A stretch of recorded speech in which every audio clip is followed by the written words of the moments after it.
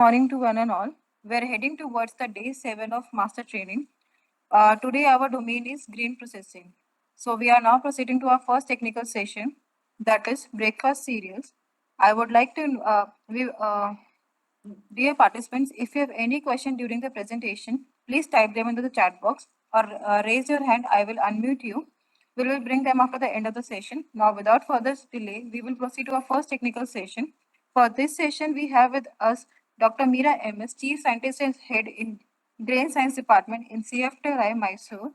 Uh, thank you so much, ma'am, for accepting our invitation. I welcome you, and the session is over to you, ma'am. Thank you so much. Thank you. Good morning, everybody. I'm Meera from the Department of Grain Science and Technology, CSIR CFTRI. I have been asked to speak on breakfast cereals. I would like to share some of my experiences in CFTRI and about the breakfast cereals, the processing technologies, and what are the challenges that we encounter during processing, and what exactly we need to take care during processing of these cereals for breakfast cereals. So coming for a brief introduction, as you all know, eating is a patterned activity. So and it is very important when you have when you don't have, because this breakfast is supposed to be a very important diet pattern where you saw it should not be skipped. Nowadays the intermittent fasting is being focused, and you see all sorts of dietitians telling everything, but I feel this breakfast is one of the most very important part of our daily diet, and it should be given importance and about what we consume, because even now everybody is working, so we need to be active. So with the empty stomach, I don't think we can perform our duties as very actively, and this is, I feel this would be a very important part of our diet, or the opening in the window of the diet in that day. So it is breakfast also gives us strength, endurance, maintenance of constant blood glucose, and that's why we need to also understand exactly what we should eat and at what proportion, and it should also not be overeating also. And earlier they used to say that breakfast should be eaten like a king, then lunch should be moderate, and dinner should be like a baker's diet. But nowadays, with all those studies and other things, this is slowly being also looked into. But anyway, we will not go to that part of the this thing. And but as you are I am also speaking, millions of people routinely skip breakfast, either due to the very busy life schedule, or and we sometimes we don't have time to consume breakfast, especially the working women. So at this point, we would like to have some convenience food products, so that it is ready. We can just mix it with warm milk, or just cook it, heat it up and eat. So this is now also trending. And there are very novel breakfast cereals which are also available in the market. But when we take up these breakfast cereals, we also should also try to read the labels about the proportion of fat, the proportion of sugar, the trans fats, so that we remain healthy by even consuming these ready to eat products. We should also look into what sort of additives they would be using, so that we also take care of our health. So breakfast cereals can be divided into two types, that the hot cereals and the ready to eat cereals. Here hot cereals, you all know, it requires bit amount of cooking before consumption. Maybe you all know about the oat flakes. Oat flakes here is it cannot be ready to eat, it has to be cooked.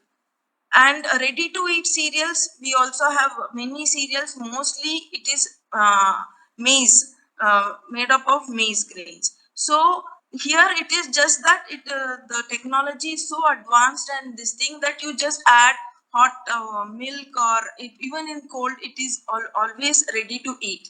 So here the flakes are made into such a way that it is just ready to eat as such also.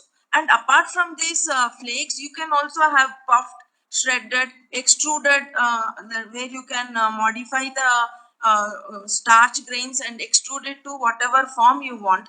And also nowadays even whole grains are also part of the, or parts of the corn can also be used in the as cereals, ready to eat cereals.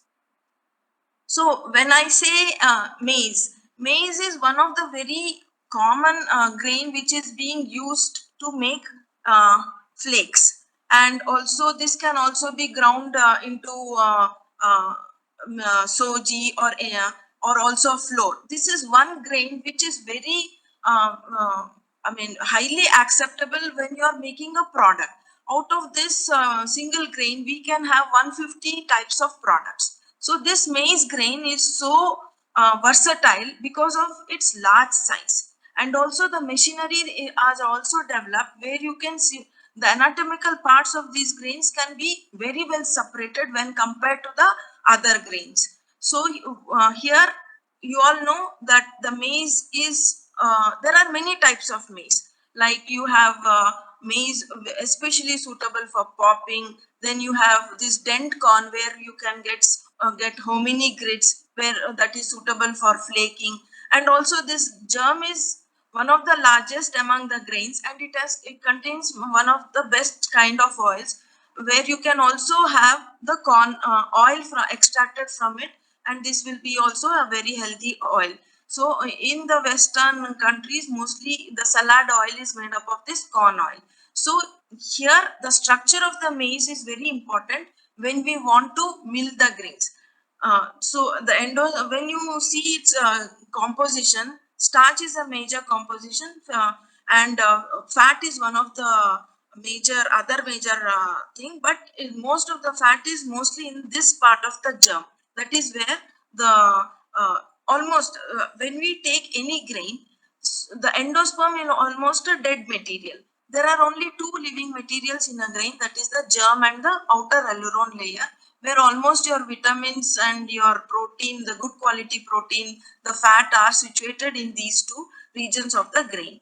So, and this also has a unique thing called the tip cap, where this becomes part of the grain because this maize is arranged on a cob.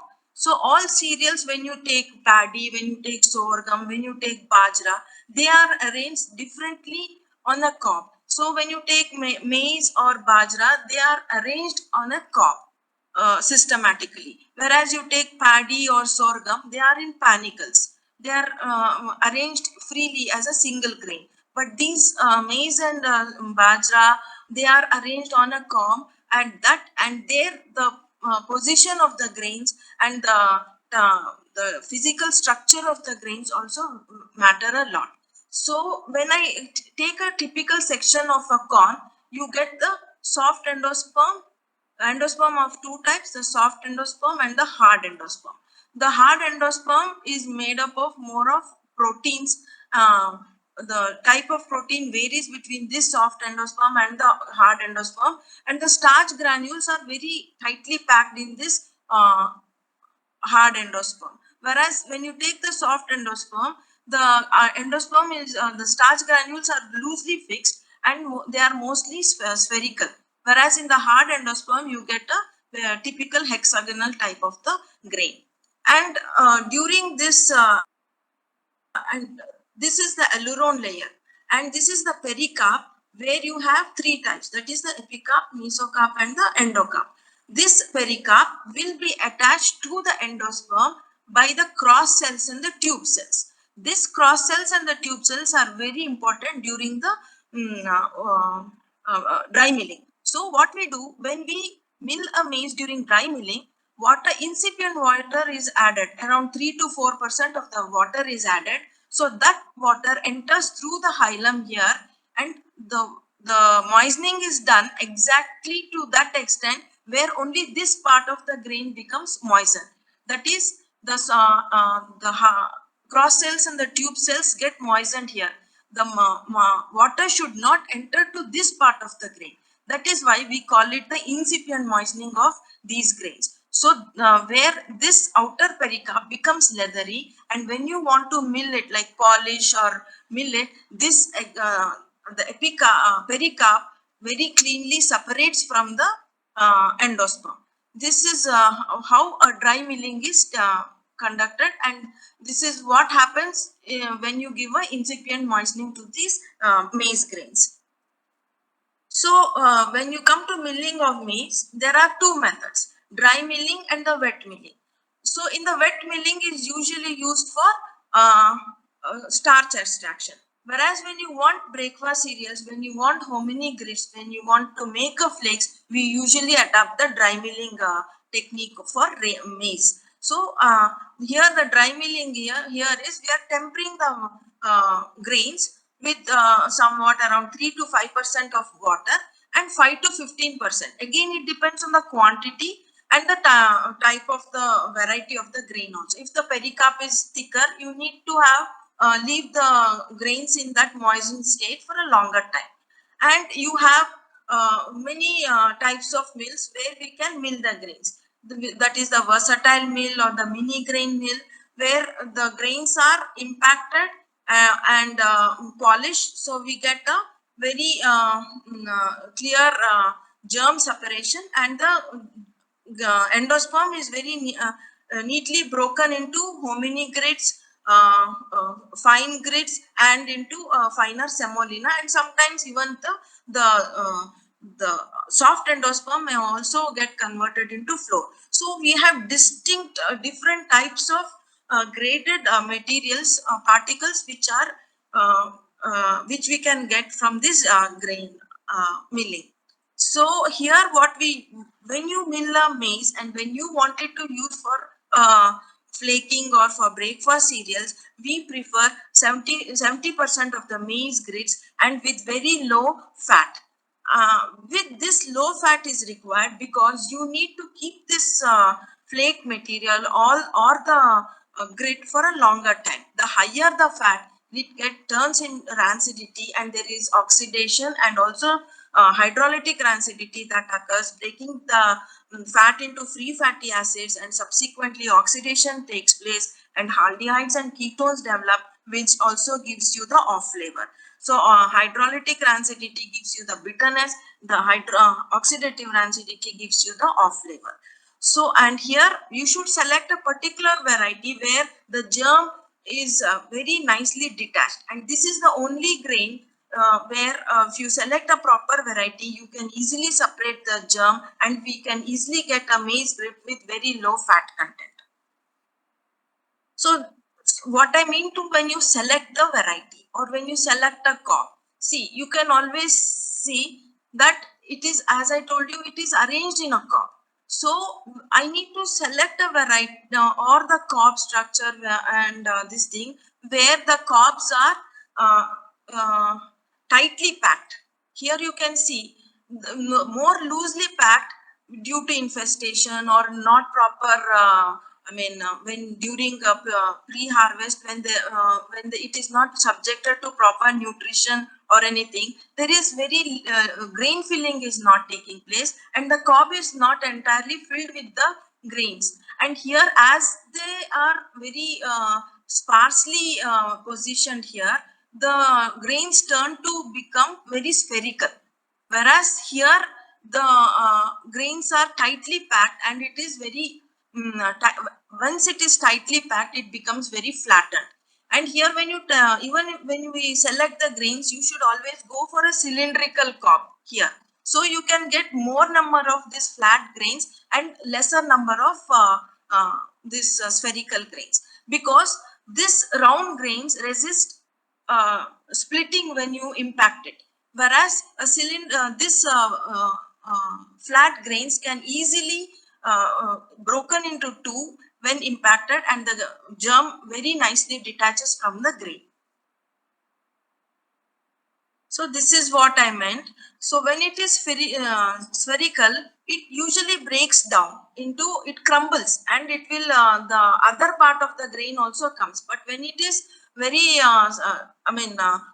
flat and this thing, the germ can be easily separated out, and the germ can be directly taken out for oil extraction, and the endosperm, that is this part of the grain, can be further subjected to size reduction to get different sizes of grits. So this is the flow diagram of how the dry milling plant, what we developed at CFTRI looks like, where we have a cleaning and de-stoning.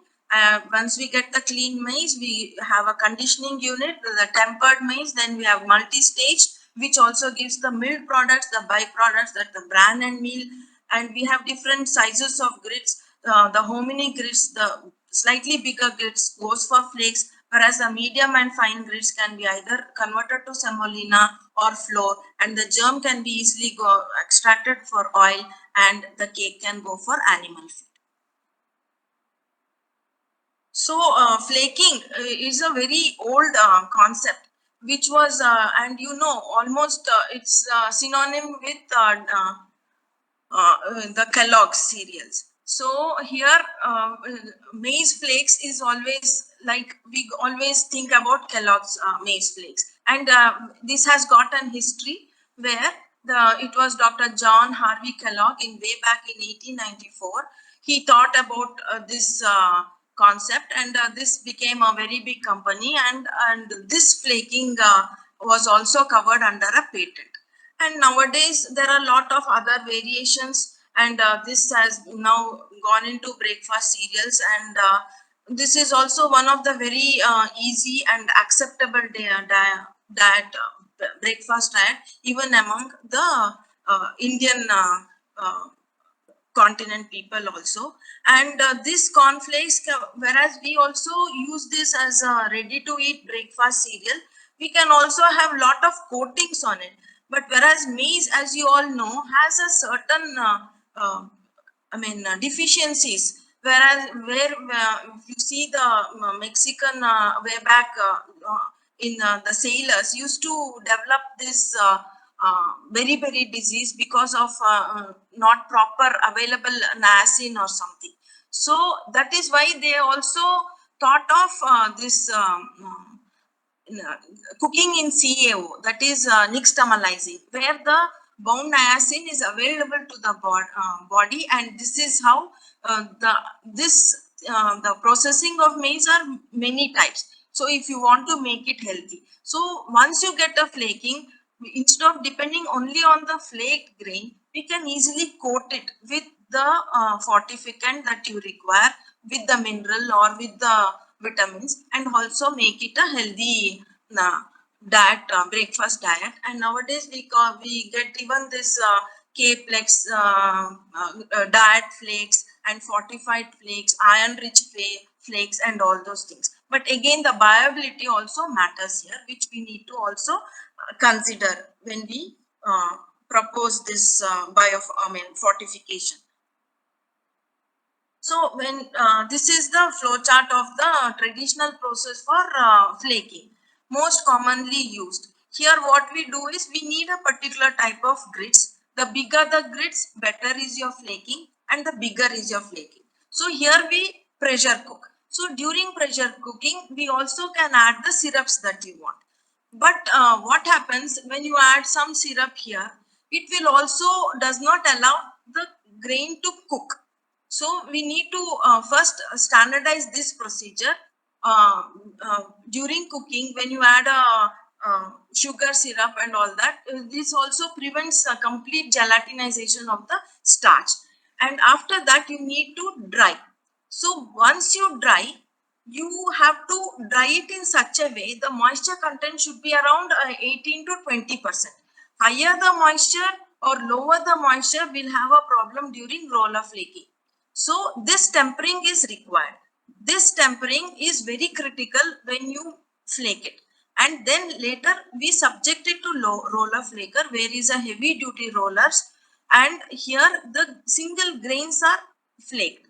So if the moisture is very high, it sticks to the flaker, and if the moisture is low, it becomes powdery. So this is a very critical step of tempering and the moisture content. And later on, once you get the flake, you can dry it in a any tray dryer or a continuous dryer, and you pack it. And if you want a ready to eat one, we usually call it as blistering. We usually toast it. The flakes are usually toasted at 150 or 180 degrees, where you get blisters, and you can always coat it in a coating pan, and then you temper, and so that the whatever you have coated gets stuck to that tempering or drying, and you package it, and then you get a ready to eat cornflakes. Otherwise, after flaking, you dry it, and you can also fry it in oil, or and make a ready to eat snack product also. This is how usually cornflakes are done. The same thing can be adapted for other grains also. If you want jowar flakes, if you want millet flakes, same thing can be adapted. But there you don't start with the grits, we start with the whole grain. So next is the this oats as a hot cereal. Here, this oats are very unique, and it is one of the grains which has the largest amount of soluble fiber. Otherwise, this has not got very great any great nutrition, but people go for its soluble fiber. So it contains around once the growth which comprises around 60 to 70% of the kernel. And here oats are very soft grains. Okay, when you compare with the other grains, no, this is very soft. And also this has got such a high fat content. It is around 8%. And here, unlike maize, we cannot separate the individual anatomical parts. So we usually roll it. Once you roll it, it is mostly flaked, and then you have to cook it, and then so it is mostly in this segment of hot cereals. But the major problem with this oat is its rancidity part, where because of its very high fat content and very high lipase activity, there is very high amount of free fatty acid development, which needs to be taken care. And that is why these oats are steamed rolled. So when you make a flake out of this, the steams, they pass it through rollers which have got this steam passing through it, and it not only flakes the grain but also stabilizes the lipase, so that there is no further rancidity problem during transport, or it will have a very good shelf life of 4 to 6 months when packaged. So this is how commercial oat flakes looks like. And here we can also develop sorghum flakes, which looks similar to oat flakes. And but the only thing is, this will not have a lot of soluble fiber, but other non-starchy polysaccharides and proteins and other good portion of the millet can be present here.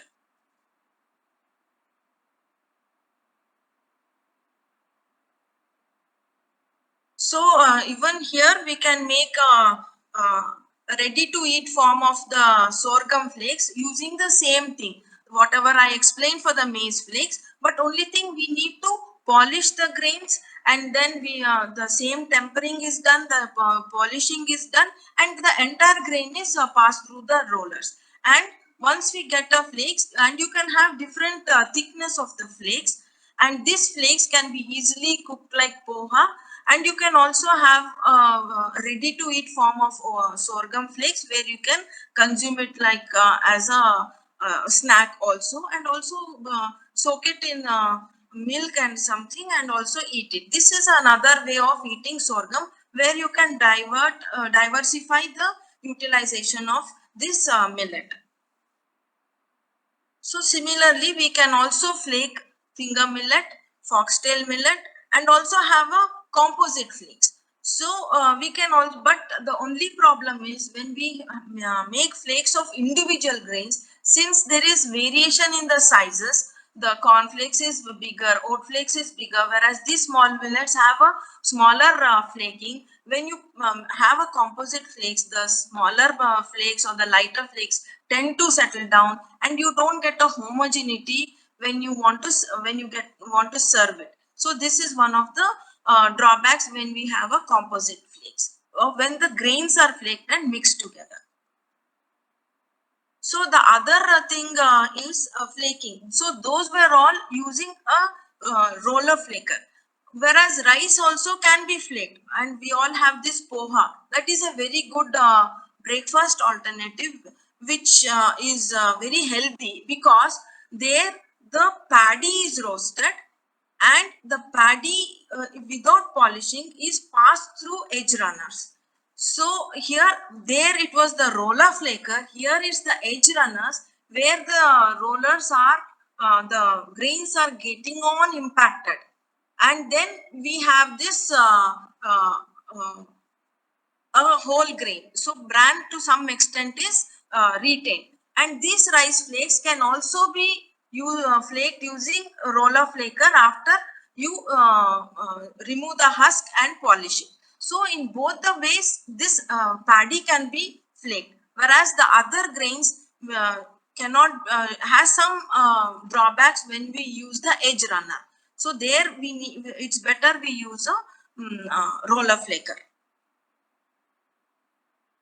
So the other way of using a breakfast cereal would be to use extrusion. As you all know, extrusion is a very versatile thing, where you can use shape it into whatever shape you want. So it will be hot extrusion or a cold extrusion, where during a twin screw extrusion, where the particle size matters a lot, and the moisture content. So once you get, when you standardize this particle size and the moisture, you can have a extruded product which is ready to eat. Whereas you can also have an extruders where it is cold extruders, where again the moisture plays a very important role, and the particle size. And there also you can extrude, and then you can shape it into whatever way you want, and then you can have flakes there also.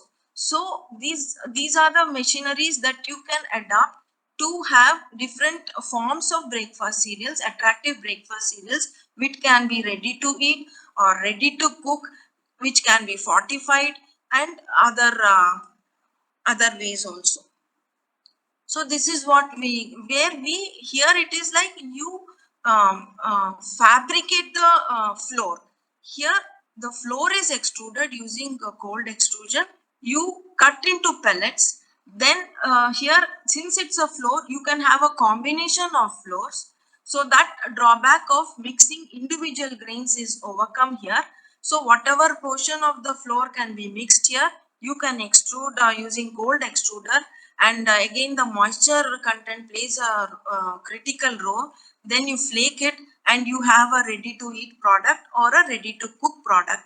And here you can add pulses or mixture of grains, and then flake it, and you get a very attractive product, a healthy product, and a balanced product with protein and minerals, natural minerals. You can also coat it with whatever savory or sweetener you want, and have a ready to eat product also. So this is what the flaking system looks like.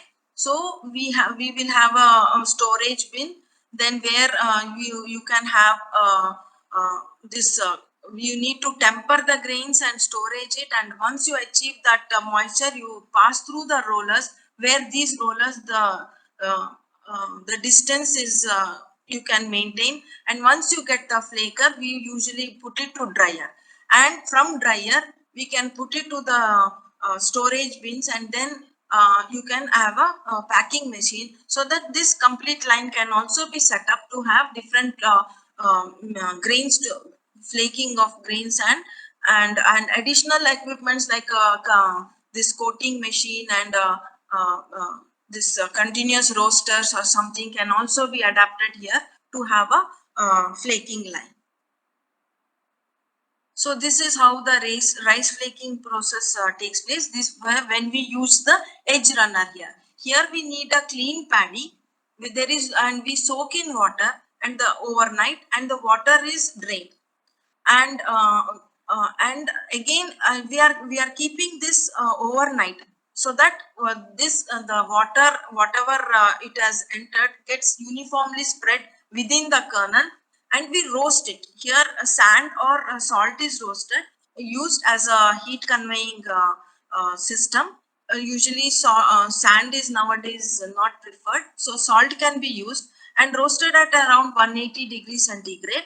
And the heated paddy is tempered. Either we cover with husk, or you can cover with paddy bags, and we leave it for some time. And when it achieves a certain moisture content, we take it to the edge runner, and it gets impacted against the this thing, and we get a edge runner flakes. Here the flakes are little bit thick, and sometimes nowadays these flakes, after it is passed through the edge runners, it is then also passed through the roller flakers to get a thinner flakes. So now coming to popping. So can I ask a question? Like, what is the difference between popping and puffing? Can anybody tell me the difference?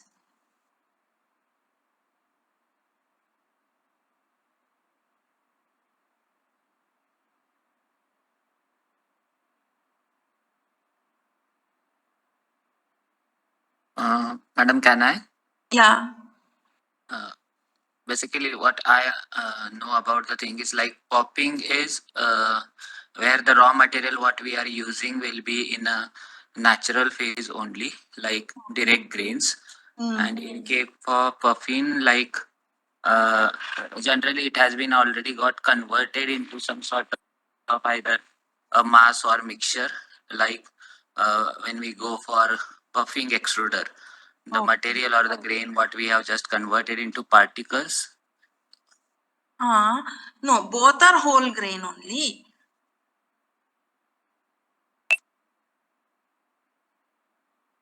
Both are, can you hear me?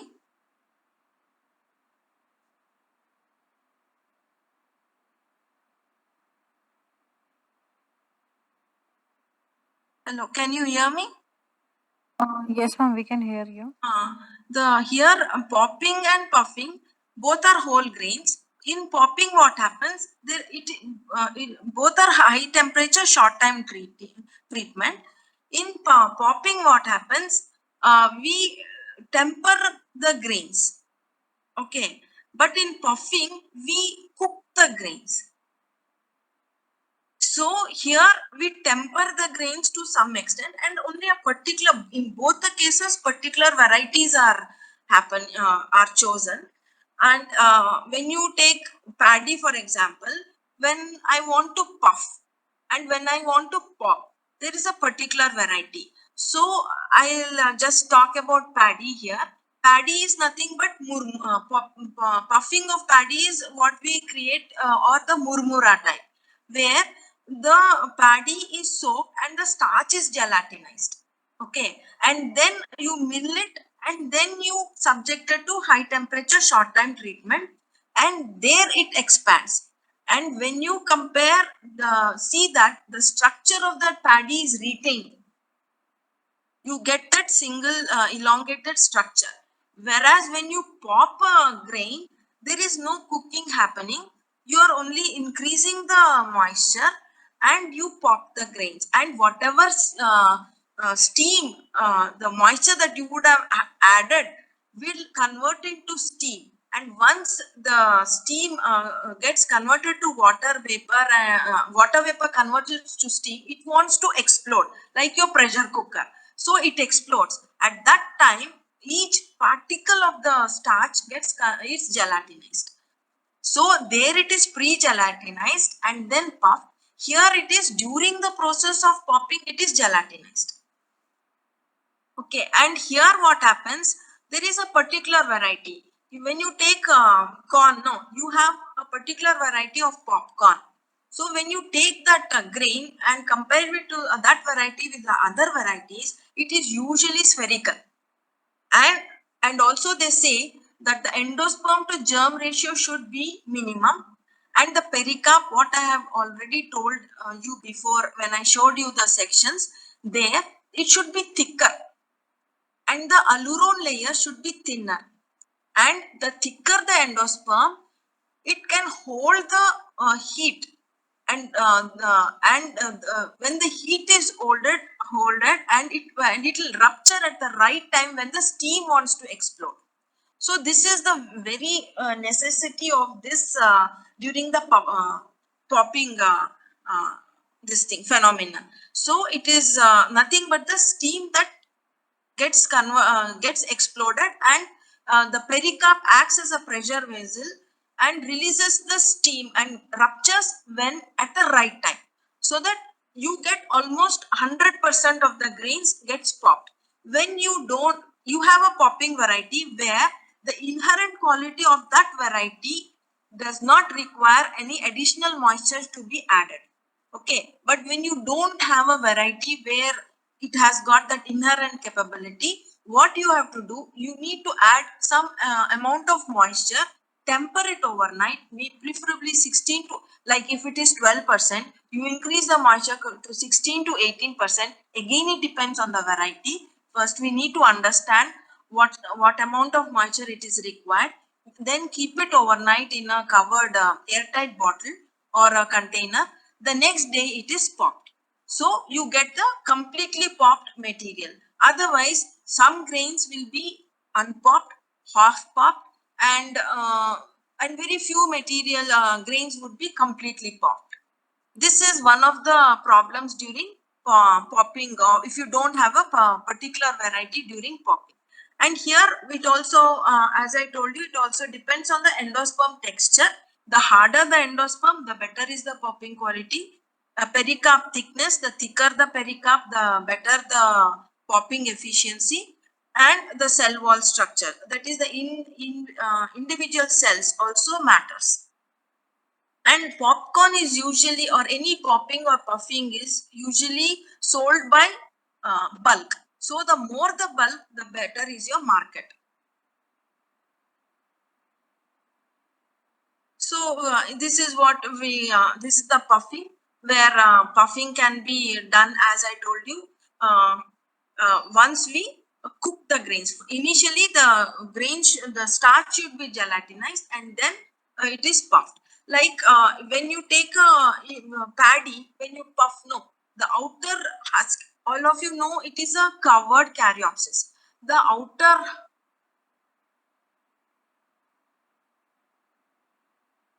husk acts as a pressure vessel when compared to other grains. There it is the pericarp. In paddy, it is the outer husk. This husk is nothing but the modified glooms, that is the lemma and the palea. They come together. So the tighter they are interlocked, the better is your popping. So I think you can understand the difference now. There is the pericarp because they are naked grains. They don't have a hull or a husk. Whereas paddy has a husk. The pericarp is thinner. So there the husk acts as a pressure vessel. The tighter the interlocking, the more efficient the popping it is. So I think you can understand the difference between popping of a naked cereal like sorghum, ragi, or corn, and popping of paddy. I think I have made it clear. So here method of popping can be oven puffing, sand roasting, or salt roasting. Hot air roasting also can be done, and nowadays even oil also can be used as a medium. For when you see that ready to puff corn thing, it is usually in the oil soaked. But the problem is again the packaging and the rancidity that develops after. There's a limit to that shelf life. So apart from this puffing of paddy or rice, you can also puff the other cereals, but again it is very tricky because here it is the cell walls are very thick.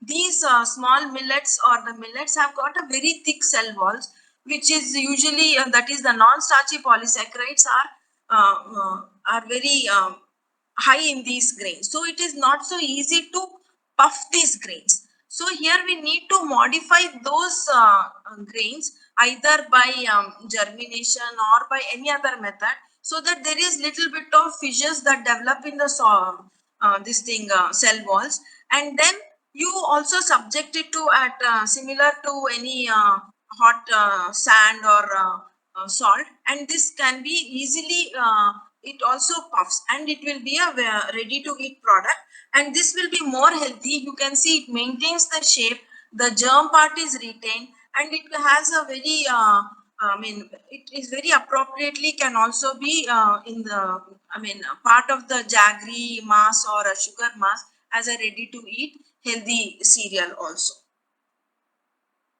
And similarly, you can also puff the brown rice. Puffing brown rice can also be possible after you again create fissures in the bran. So in all this process, all you need to do is you need to little bit create fissures in the bran, either by soaking or by germination, and then this also can be expanded. But in all in paddy, and not all varieties expand. There is a particular variety and it is been seen that the amylose to, especially in paddy, studies have told that the amylose, the insoluble to soluble amylose also plays a role in all this puffing also. And there is a particular varieties meant for puffing or popping. Not all varieties puff or pop. So that we need to understand before we subject these cereals for puffing. So puffing brown rice is also very good alternative to have an healthy cereal. This because the bran is retained, this also maintains the crispiness and can be when soaked in milk and make a very crispy ready to eat cereal also. So coming to now traditional breakfast cereals, all of you know that nowadays these millets are being very much focused, and because of this non-gluten nature and also its nutrition. Whereas, however, when you want to make rotis or any traditional product, you need that skill.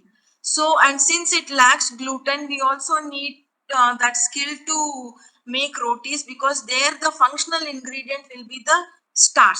So here we need to modify the starch to some extent, and then uh, if you can see, usually this dough is made in hot water and it is patted.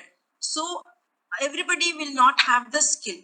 So here we can also mechanize it, where we can have this blended flour with the other pulses. We can have a blended flour, and we can give a thermal treatment and make into dough, and you can easily flatten it using any flattening equipment and bake it, and you can have ready to eat roti with little bit of additives like sorbic acid or any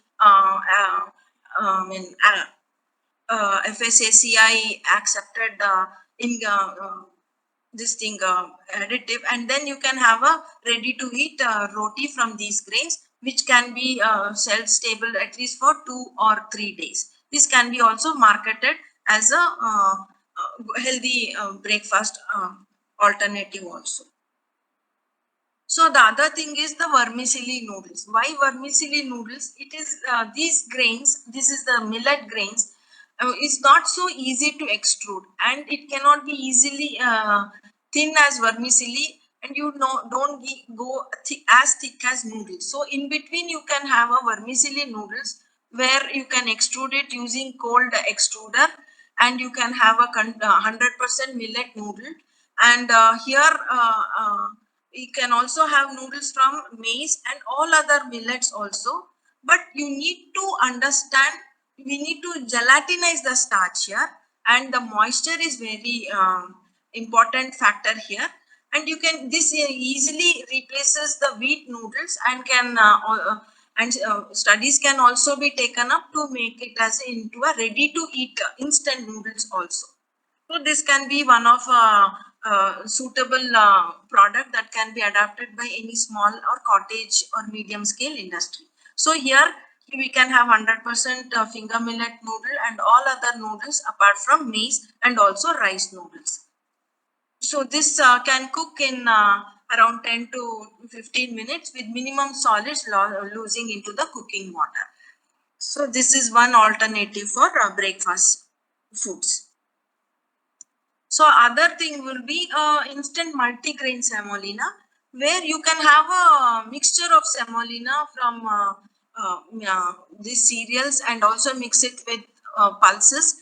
And this can be also an very good healthy alternative for breakfast food, where you can just mix it with cook it with hot water for 5 minutes, and then this semolina can be also stored at ambient temperature, and with little bit of other vegetables and seasoning, this can be easily adapted as a healthy breakfast cereal, and this process is also ready for commercialization.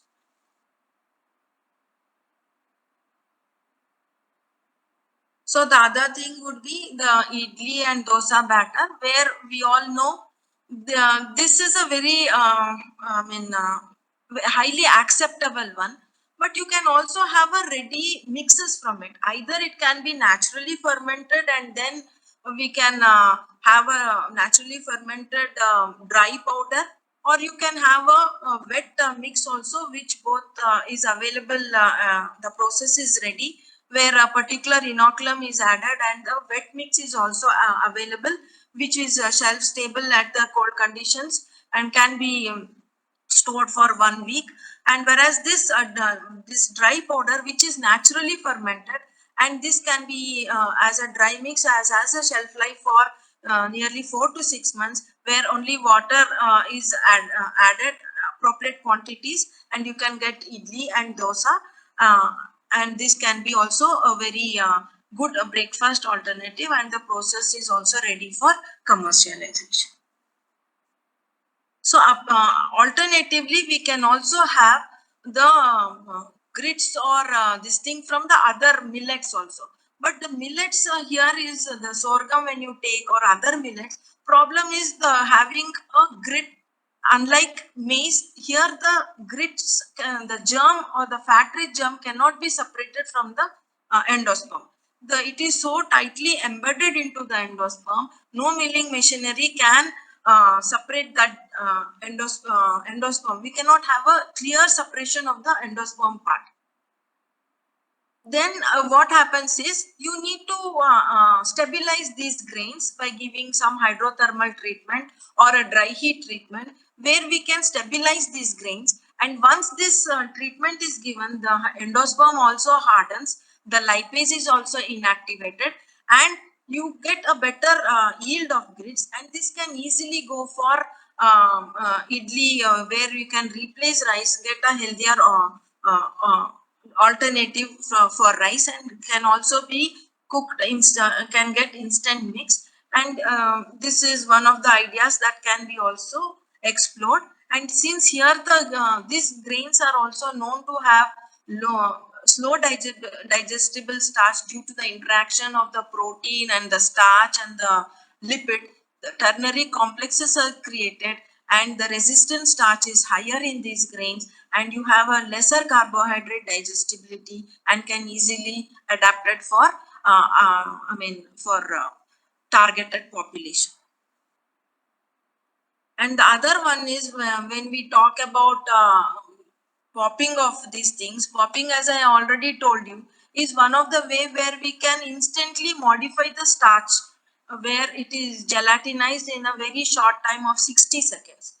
So since that is one way of gelatinizing or modifying the grains, it can easily be blended into other grains, since this functional ingredient or modification allows it to hold more water. So you can easily shape it, structure it the way you want, and you can also make it into flakes. Here, higher the moisture content, it pops; lower the moisture content, it flakes. So by coating it, you can have a ready to eat breakfast cereal or a snack, and also have a combination of cereals here, and it becomes a multigrain product.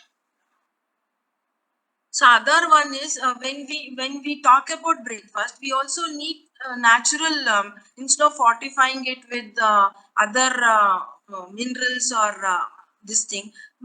This minor millets have also very rich in certain minerals like calcium and iron. When we can get an ingredient from these grains, these can also be made into food ingredient and be part of that extruder material, or also can be coated into any of the flakes.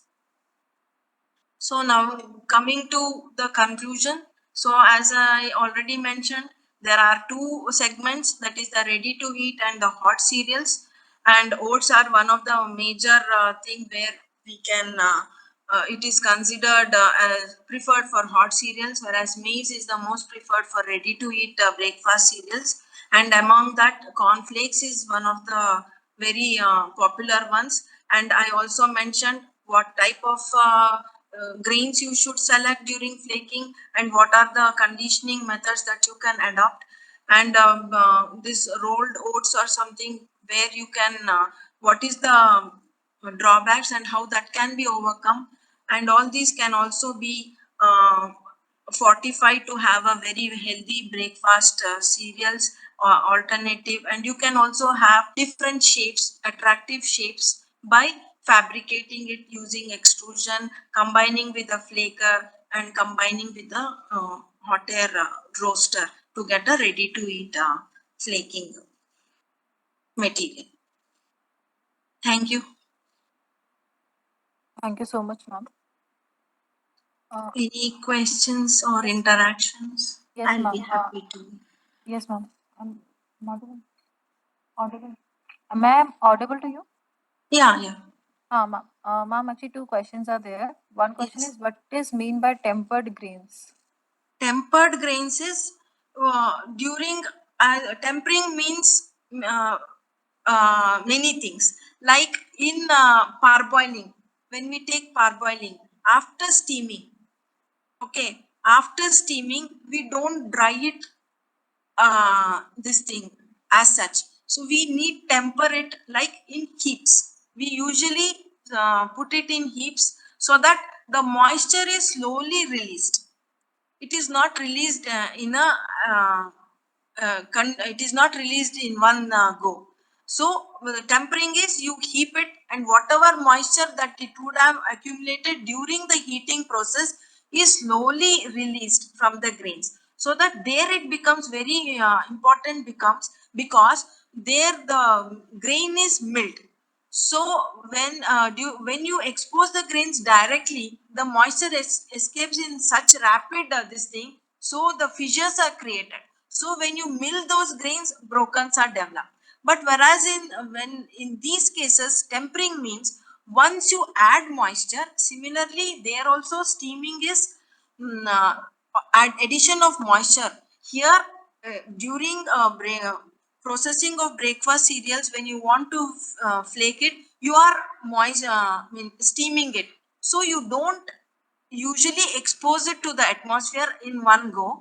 We usually temper it in covered buckets or in heaps, so that the moisture is slowly released from the grains. And when it acquires a certain moisture, you further go for further uh, this thing processing steps. Whereas and the other part of tempering is during popping or during polishing, where that incipient moisture is added while mixing. The moisture or the water is added. You want the moisture to penetrate to the grains to some extent. So at that time also we temper. So that is what 5 to 15 minutes we temper. So again it depends on the process. In between any process, usually it is tempered to some extent before we go into the next process. I think, am I clear? Thank you, ma'am. Ma'am, one more question. What is the difference between puffed rice and popped corn? Both use same principle. Principle is same. No, puffed rice and Popped corn. Popped corn, ma'am. popped corn. Yes, ma'am. Popped corn is where you add the water or moisten the the grain, and after some time, where you temper it for some time, and you immediately pass it to the hot air high temperature short time treatment at 260 degrees centigrade. Okay, so in 60 degrees, 60 seconds it puffs. There is no polishing. The whole grain is subjected to the high temperature. Whereas in puffed rice, usually there is a soaking, just like parboiling.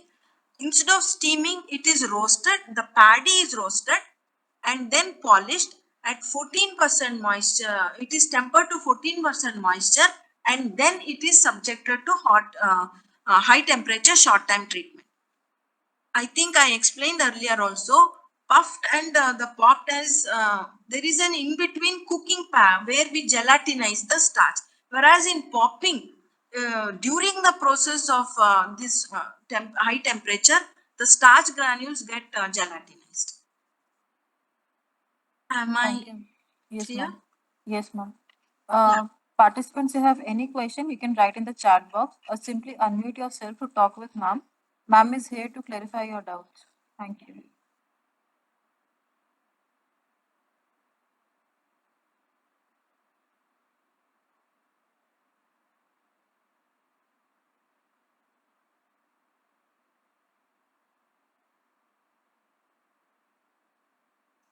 Participants, if you have any question, you can simply unmute yourself. You can talk with ma'am.